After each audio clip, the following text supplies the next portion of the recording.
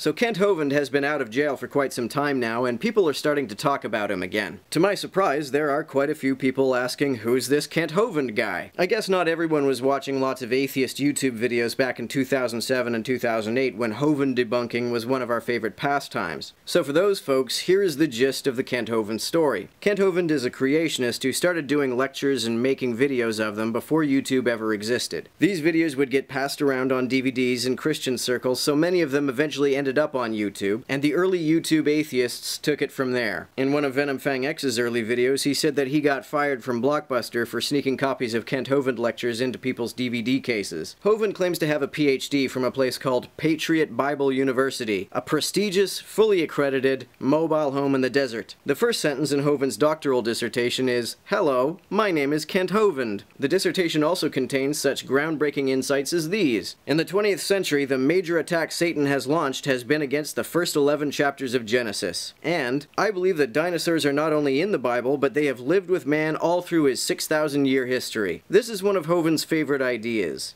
Dinosaurs were giant reptiles that lived with Adam and Eve before the flood. They did not live millions of years ago. They were pre-flood, not prehistoric. Back in those days, they called them dragons.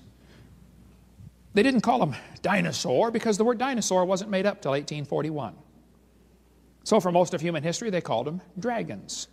Dragons are mentioned in the Bible 35 times.